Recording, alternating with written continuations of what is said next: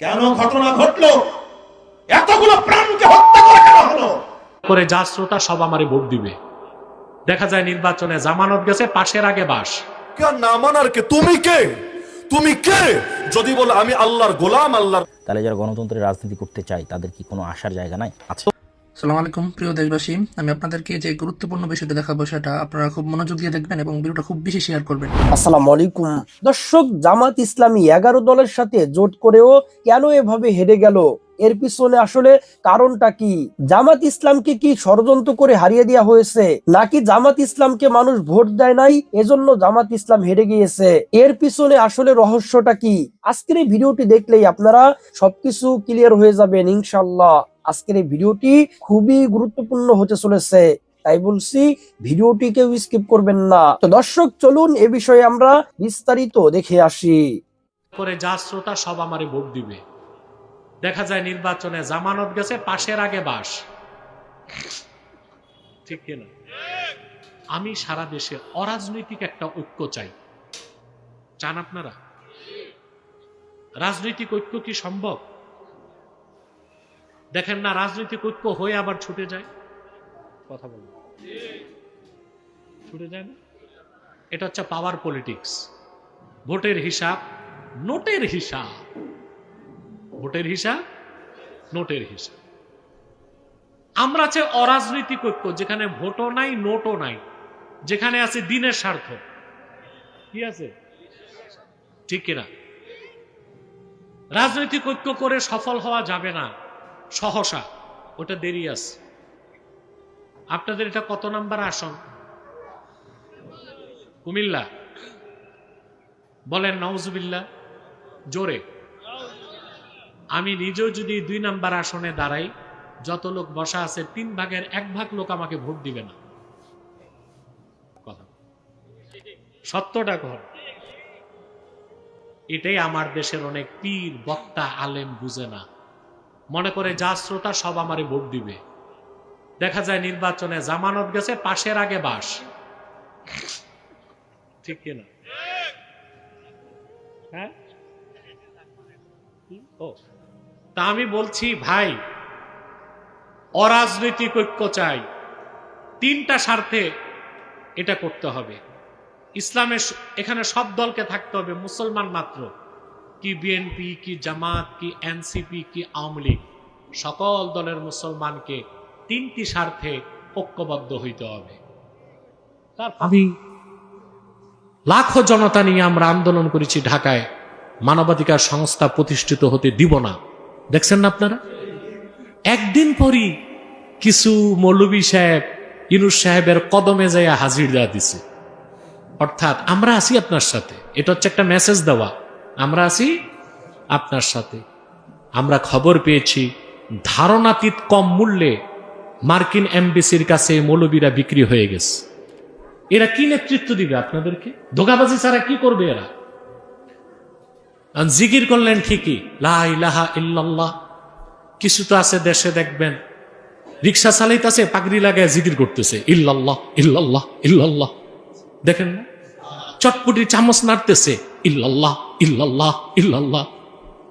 বাহ, কি কুতুবটা, দরবেশটা আগাগোড়া ভণ্ড। ওদের বিগত দিনের ইতিহাস শুধুই ছিল ফেসিবাদের দালালি করেছে, ভারতের রয়ের পয়সা খেয়েছে। এরা এখন দিন কায়েম করে ফেলবে শেরকি পদ্ধতিতে। আসতেছে সময় যে পাগড়ি মাথায় বাঁধছো, এটা কোমরে বাঁধতে হবে। এমন পিটা দিবে ধরে মানুষ। ভণ্ডামিগুলো ছাড়ো। মুখের জিকিরের সাথে অন্তরের বিশ্বাসের কোনো মিল। যে ব্যক্তি বলে লা ইলাহা ইল্লাল্লাহ, সে কখনো আল্লাহ ছাড়া অন্য কোনো বিষয়কে আল্লাহর বিধানের উপর প্রাধান্য দিতে পারে না। সে রাষ্ট্রকে উপাস্য বানাতে পারে না। সে মানুষ হয়ে মানুষকে আইন বানাবার ক্ষমতা দিতে পারে না। এদের কথা আবার কত চটকদার, বলে এখন তো আর বুলেট না, ব্যালটে জিহাদ হবে। ইসলাম তো ব্যালটের জিহাদ দেয়, পিছন দিক দিয়া ঢুকায় দেবে। পশ্চিমারা কত খারাপ, ওদের ইতিহাস পড়েন, আমেরিকা, তারা কোনোদিন আমাদের বন্ধু হতে পারে না। আমাদের দেশের রাজনৈতিক নেতাদের তা বুঝতে হবে। ভারতের পত্তলিকরাও আমাদের শত্রু, পশ্চিমা খ্রিস্টানরাও আমাদের শত্রু। কিন্তু বাংলাদেশে এখন নীতি বদল হয়েছে। কিছু লোক ভারত বিরোধিতা করে কিন্তু মার্কিনীদের দালালি করে, আবার কিছু লোক মার্কিনীদের বিরোধিতা করে রয়ের দালালি করে। মুসলমানের চরিত্র হবে, হোক পত্তলিক, হোক খ্রিস্টান, হোক ইহুদি, বেদিন বেঈমান কোনোদিন মুসলমানের বন্ধু হতে পারে না। সেটা একটাই তরিকা, রাসূলুল্লাহ সাল্লাল্লাহু আলাইহি ওয়াসাল্লাম আল্লাহর পক্ষ থেকে যে দ্বীন এনেছেন, শরীয়ত এনেছেন, যে নীতি নির্ধারণ করেছেন, সেই দ্বীন ইসলামের বাইরে যে আল্লাহকে পাওয়ার কোনো সুযোগ। আরে ভাই, তুমি মানার কে আর না মানার কে? তুমি কে? তুমি কে? যদি বলে আমি আল্লাহর গোলাম, আল্লাহর বান্দা, এর বাইরে আর কোনো পরিচয় আছে নাকি আপনাদের? থাকলে কেউ দাঁড়ায় বলেন না আমি আল্লাহর গোলাম না, আমি অন্য কারো গোলাম, পারলে বলেন। তো যদি আমাদের পরিচয় হয় আমরা কার গোলাম?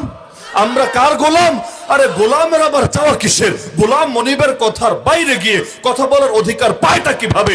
মনিবের কথাই গোলামের কথা, মনিবের চাওয়াই গোলামের চাওয়া, মনিবের বিধানই গোলামের জন্য অবধারিত বিধান। সে আবার এটাকে চাওয়ার কে আর না চাওয়ার কে?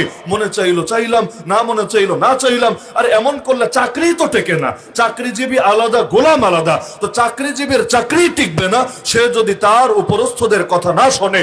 এজন্য আমরাও যখন জেলে, আমাদেরকেও যখন রিমান্ডে ঘুরাতো, ওই পুলিশরা একদিকে হাত করা লাগাতো আর একদিকে ক্ষমাও চাইতো, বলতো হুজুর, বিশেষ করে আমার রিমান্ড তো পুরোটা রমজান মাসে, আমাকে বলতো হুজুর রোজা রমজানের দিয়ে বদদুয়া দিয়েন না, কি আর করব বলেন, উপরের আদেশ।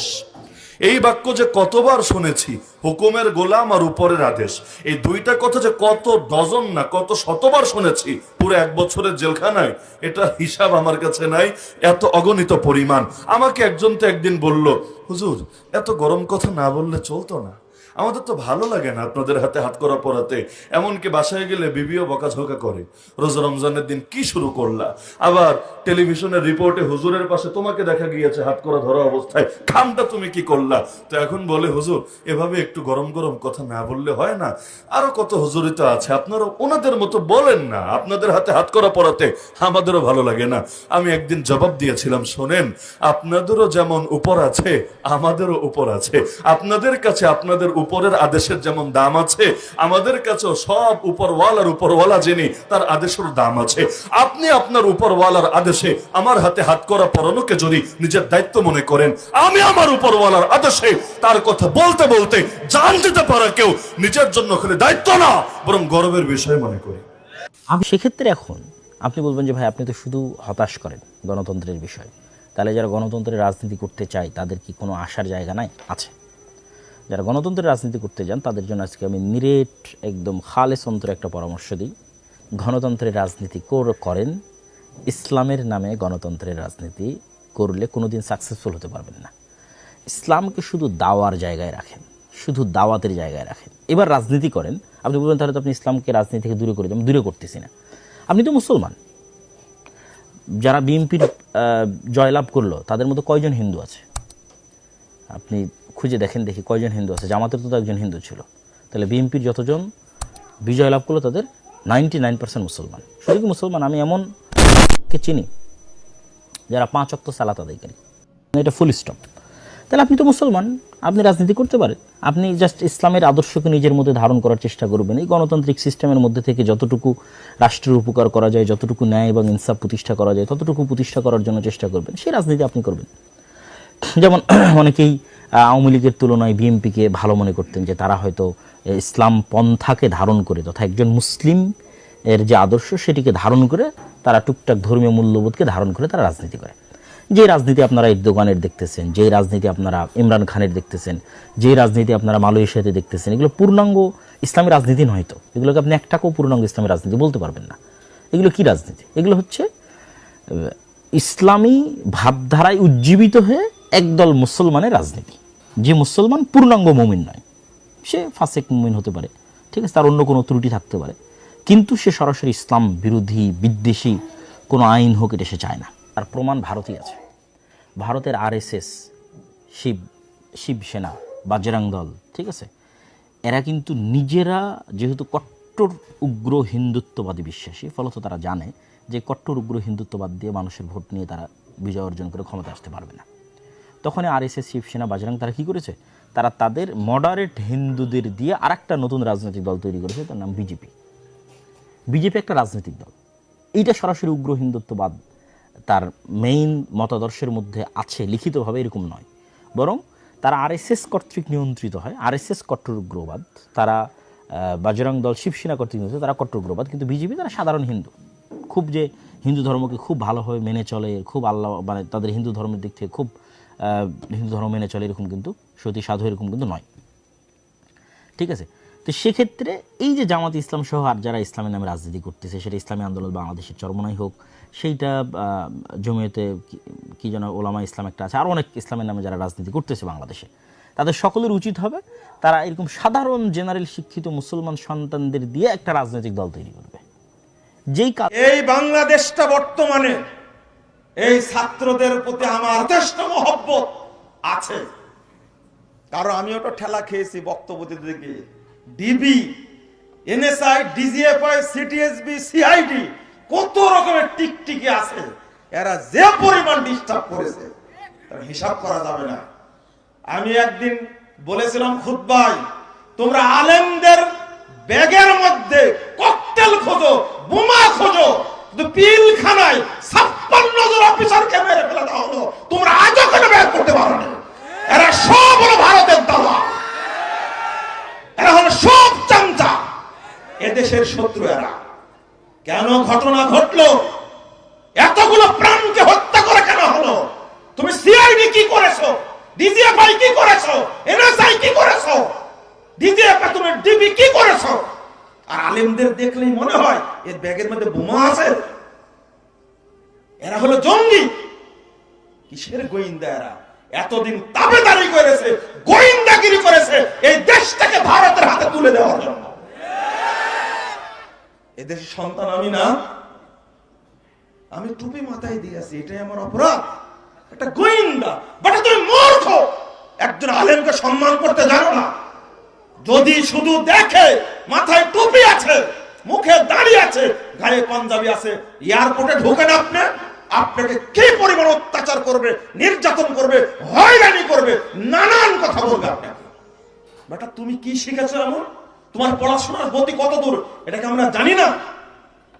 একজন ব্যক্তির রাগে, একজন প্রফেসর আলেম মানুষ দাড়ি ছিল, রাগে দাড়ি কেটে টুপি ফেলে দিয়ে কোট আর টাই পরে এখন ঘুরে বলছে 2-4 জনকে থাপ্পড় মারেছি, পরিচয় দিয়ে থাপ্পড় মারছি।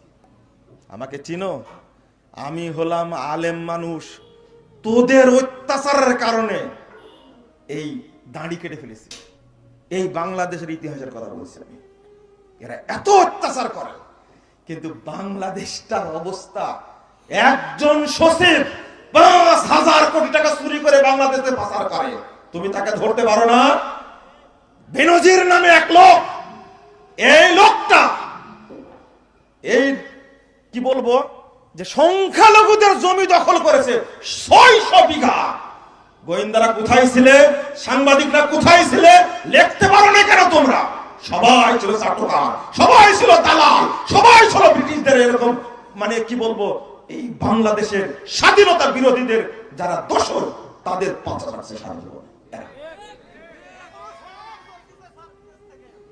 শোনেন, আমি আপনাদের বলতে চাচ্ছিলাম যে জিনিসটা, প্রত্যেক ঘরে নিজের সন্তানকে আলেম তৈরি করুন। এই দেশটা নাস্তিকদের হাতে আর ছেড়ে দেব না ইনশাআল্লাহ। আপনার শরম লাগে না? ওই জন্য তো বলি আপনাকে, আপনার সন্তান পড়বে মাদ্রাসায়, 100% প্রত্যেক মুসলিমের সন্তান পড়বে মাদ্রাসায়। ওইখানে ভর্তি করেন কেন? যেখানে বানর তৈরি হয়। কেন তৈরি করেন? বানর তৈরি হয় বলতে, আরে বাপ মা এত সুন্দর নাম রাখছে, নাম হলো জাফর ইকবাল, এত সুন্দর নাম রাখছে।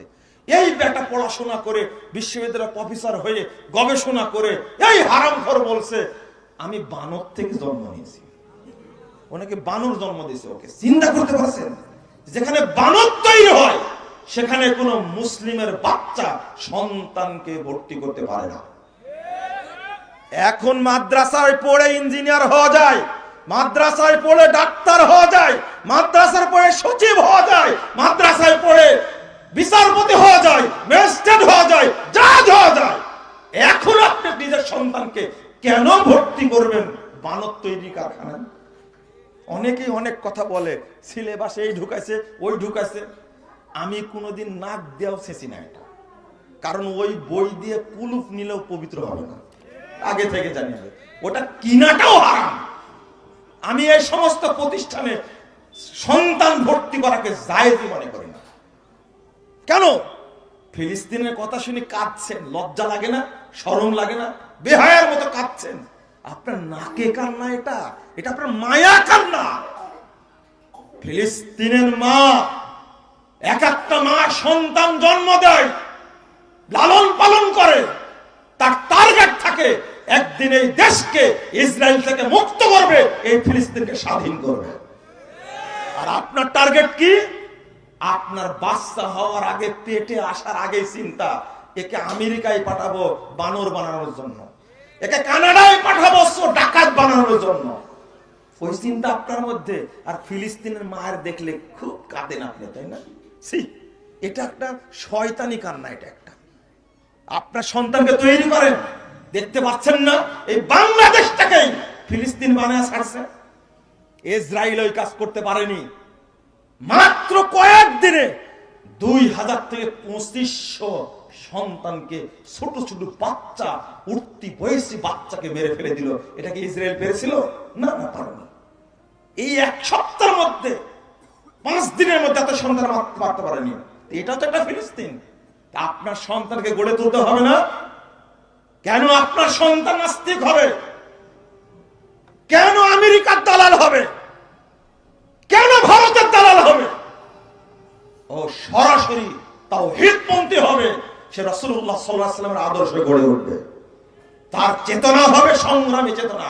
কি ফিলিস্তিন থেকে একজন কি পালাইছে? বলেন আপনি, পালাইছে একজন? একজনে কি কানাডায় আশ্রয় নিয়েছে? একজনে কি আমেরিকায় আশ্রয় নিয়েছে? মা জন্মই দিয়ে আশ্রয় নিয়েছে। যত সন্তান হবে সবই ফিলিস্তিনের মুক্তি আন্দোলনের শহীদ হবে তারা। কিন্তু আপনি তো পলাতক, আপনি পালিয়ে যান। আপনি, আপনার মাথায় ওই চিন্তাটা থাকতে হবে। আজকে যুবক ভাগদের প্রোগ্রাম, এই জন্য কথাগুলো আমি বলছি। আর শেষে একটা আমি নসিহত করব, আমাদের কাজ হবে তাওহীদ প্রতিষ্ঠা করা। আসসালামু আলাইকুম প্রিয় দেশবাসী, আমি আপনাদেরকে যে গুরুত্বপূর্ণ বিষয়টি দেখাবো সেটা আপনারা খুব মনোযোগ দিয়ে দেখবেন এবং ভিডিওটা খুব বেশি শেয়ার করবেন। আমাদের ঢাকাতেও আল্লাহ মাহমুদ সাহেবের বোর্ড যেভাবে বাতিল করা হয়েছে, এটার একটা সিস্টেম আপনাদেরকে দেখাচ্ছি। সেটা হলো যে দেখেন, মির্জা আব্বাস সাহেবের দানেশিস মার্কা, ওনার বুটা মানে গ্রহণ করা হবে যদি এখানে এই দানেশিস মার্কার মধ্যে বা এই বক্সের মধ্যে সিলটা পড়ে, এর বাহিরে পড়লে ধরা হবে না। কিন্তু ওনার সিলটা পড়ছে কি খালি একটা জায়গা, ওই যে এটা, এখানে আর কোনো প্রার্থীর জায়গা নাই, মানে এটা শেষ জায়গা এবং এই বক্সটা খালি। তো মানুষ মনে করছে যে আমার মানে মির্জা আব্বাস নাম্বার সিরিয়াল যেটা আছে, সিরিয়ালে পড়লেই ভোটটা গ্রহণ করা হবে। তো সেই হিসাবে মির্জা আব্বাস সাহেবের ভোটটা এখানে পড়ার পরেও কি মানে ধরে নেওয়া হয়েছে যে এটা ওনার পক্ষে ভোট। কিন্তু যে এখানে দেখেন রিস্কা মার্কা, মামুন সাহেবের ওই যে রিস্কা মার্কা, তারপর এখানে ভোটটা পড়ছে এখানে। মানুষ মনে করছে যে এই পুরো জায়গাটাই আমার জন্য, রিস্কা মার্কার জন্য, এই জন্য এখানে সিল দিছে, কিন্তু এটা গ্রহণ করা হয়েছে না। এখন বিষয়টা হলো মির্জা আব্বাস সাহেবের ক্ষেত্রে গ্রহণ করা হলে মামুন সাহেবের ক্ষেত্রে কেন গ্রহণ করা হবে না, এটা একটা বিষয়। পরের বিষয় হলো, আমার কথা হলো মির্জা আব্বাস সাহেবটাও ধরা হোক, কারণ নর্মাল সেন্সে আমাদের মানে নর্মাল জ্ঞানে বলা হয় যে এটা দানের শীষই পড়ছে ভোটটা, ঠিক না? কারণ এরপরে তো আর কোনো প্রার্থী নাই, এখানে তো সর্বশেষ প্রার্থী হচ্ছে দানের শীষ, এরপরে তো আর কোনো প্রার্থী নাই, আর মামুন সাহেবের এখানেও আর কোনো প্রার্থী নাই। তো সেই হিসাবে দানের শীষের যে ভোটটা পড়ছে এটাও ধরা হোক, মামুন সাহেবের যে ভোটটা পড়ছে এটাও ধরা হোক, কারণ নর্মাল জ্ঞানে বলতেছে যে এটা দানের শীষই পড়ছে, কারণ এরপরে কোনো প্রার্থীর মানে মার্কা নাই। সেই হিসাবে ধরা যায় যে এই ভোটটা দানের শীষই পড়ছে আর এই ভোটটা রিস্কা মার্কেই পড়ছে, এটা ধরা হবে। এখানে শুধু যদি বলি মির্জা আব্বাসেরটা ধরা হয়েছে না কেন, ধরা হয়েছে কেন, মামুন সাহেবটা ধরা হয়নি কেন, এই কথা বাদ দিয়ে আমার কথা হলো নর্মাল জ্ঞানে যেটা ধরা হয় যে এটা দানের শীষই পড়ছে ভোটটা, কারণ এই যে ব্যক্তি দিছে সে দানের শীষকে ভোটটা দিছে, আর এখানে রিস্কার যে ভোটটা দিছে এই এটা রিস্কার মধ্যেই পড়ছে, কারণ এখানে অন্য কোনো আর প্রার্থীর মার্কা নাই যে পরবর্তী মার্কার মধ্যে গিয়ে পড়ছে। তো এটা নর্মাল জ্ঞানের মধ্যে রেখে এটাকে মানে গণ্য করা উচিত। এটা একটা কথা। পরের কথা হলো, যদি মির্জা আব্বাস সাহেবটা ধরা হয় তাহলে মামুন সাহেবটা কেন ধরা হবে না? এখন মেন পয়েন্ট হলো যে মামুন সাহেবের 50টা কেন্দ্রের মধ্যে 1200 ভোট বাতিল করা হয়েছে। এরকম হওয়ার কারণে আসলে মানুষ তো মনে করবে যে এই পুরোটা জায়গায় আমার জন্য বরাদ্দ, আমি এখানে মারলেই আমার ভোটটা রিস্কায় পড়বে, সেই হিসাবে মানুষ এখানে সিলটা মারছে। তো একটা হিসাব করেন যে 50টা আসনের মধ্যে 1200 ভোট কি মানে বাতিল করা হয়েছে শুধু এরকম জায়গার মধ্যে সিল পড়ার কারণে। মানুষ কিন্তু রিস্কায় কি ভোট দিছে 1200 ভোট, কিন্তু শুধু এই বক্সে পড়ার কারণে ভোটগুলোকে বাতিল করা হয়েছে। তো 50টা কেন্দ্রের মধ্যে যদি 1200 ভোট বাতিল করা হয়, আনুমানিক 138টা কেন্দ্রের মধ্যে প্রায় 3500 ভোট কি এরকমভাবে বাতিল হয়েছে। এখন তো হুজুর তো ভোট ঠিকই পাইলো, কিন্তু বাতিল ধরা হইলো। অথচ ভোট কিন্তু রিস্কা মার্কাকে দিছে, এবং মানুষ আমরা যারা ভোট যারা গণনা করতেছে তারাও মনে করতেছে রিস্কা মার্কাকেই ভোট দিছে, কারণ এছাড়া তো এখানে তো আর কোনো জায়গা নাই, এটা সর্বশেষ প্রার্থীর জায়গা, এর নিচেও কোনো জায়গা নাই, এটা পোয়াটা বক্সি এখানে একদম ফাঁকা। তো মানুষ মনে করছে ফাঁকার মধ্যে দিয়ে দিই, এটা রিস্কাতে পড়বে, ঠিক না? তো সেই হিসাবে 1200 কেন্দ্রের মধ্যে 50টা কেন্দ্রের মধ্যে যদি 1200 ভোট বাতিল করা হয়, এভাবে 138টা কেন্দ্রের মধ্যে 3500 ভোট কি বাতিল হয়ে যাচ্ছে।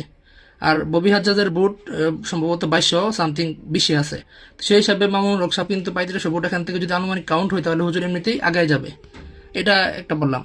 আর মির্জা আব্বাস সাহেবের ক্ষেত্রেও এখানে ওনারটা ধরা হয়েছে, তো মামুন সাহেবেরটা কেন ধরা হইলো না? আমার কথা হলো দুটাই ধরা হোক, মামুন সাহেবটাও ধরা হোক, মির্জা আব্বাস সাহেবটাও ধরা হোক, কারণ এটা মানুষ নর্মালি দানের শীষকেই ভোট দিছে, আর এখানে এটা রিস্কা মার্কাকেই ভোট দিছে, এটাই বোঝা যায়। তো যেটা বোঝা যাচ্ছে সেটা আমরা ধরে নিলে হই, কিন্তু এটা নর্মাল জ্ঞানের কথা। তো এটা এই ভিডিওটা বেশি শেয়ার করে দিবেন, মানুষকে জানাই দিবেন যে কি ঝামেলাটা হয়েছে। আর হুজুরের পোস্টাল ভোট নিয়েও কিছু ঝামেলা হয়েছে, কারণ দাড়িপাল্লার মধ্যে 500 ভোট পড়ছে। দাড়িপাল্লা তো আসলে আমাদের জোটের মধ্যেই আছে, তো দাড়িপাল্লা তো মার্কা থাকবে না। তো জোট চূড়ান্ত হওয়ার আগেই কি ব্যালট পেপার পাঠাই দেওয়া হয়েছে পোস্টাল ভোটে। তো সেই হিসাবে দাড়িপাল্লার ভোটগুলো কিন্তু মামুন সাহেবের এখানে পড়তো। তারপর হচ্ছে কিছু জাল ভোট ধরা পড়ছে, এটা একটা হিসাব আছে। তো এই সমস্ত পয়েন্টের কারণে মামুন লোকসভার ভোটগুলো মানে একটু কম হয়ে গেছে আর কি। সেই হিসাবে আপনারা এই ভিডিওটা শেয়ার করে দিয়ে মানুষকে জানাই দিবেন যে কি ঝামেলাটা হয়েছে। আমাদের নর্মাল জ্ঞানে বলতেছে যে এটা দানের শেষই পড়ছে, এটা রিস্কা মার্কেই পড়ছে। তো এই লোকগুলোর ভোট বাতিল করা আমার কাছে মনে হচ্ছে না সমীচীন হবে। ধন্যবাদ সবাইকে। তো সম্মানিত দর্শক শ্রোতা, আশা করি সম্পূর্ণ ভিডিওটি দেখেছেন এবং সবকিছু বুঝতে পেরেছেন। দর্শক, আপনাদের কাছে কি মনে হয়, জামাত ইসলামকে কি ষড়যন্ত্র করে হারিয়ে দেওয়া হয়েছে, নাকি জামাত ইসলামকে মানুষ ভোট দেয় নাই এজন্যই জামাত ইসলাম হেরে গিয়েছে? আপনাদের মন্তব্য অবশ্যই কমেন্ট সেকশনে জানিয়ে দিবেন। তো দর্শক, আজকের এই ভিডিওটি এ পর্যন্তই। আজকের এই ভিডিওটি ভালো লাগলে লাইক এবং শেয়ার করে দিয়েন। আর হ্যাঁ, নিত্য নতুন আপডেট ভিডিও পেতে চ্যানেলটি সাবস্ক্রাইব করতে ভুলবেন না। দেখা হবে নতুন ভিডিওতে, ততক্ষণ ভালো থাকুন, সুস্থ থাকুন, ফি আমানিল্লাহ।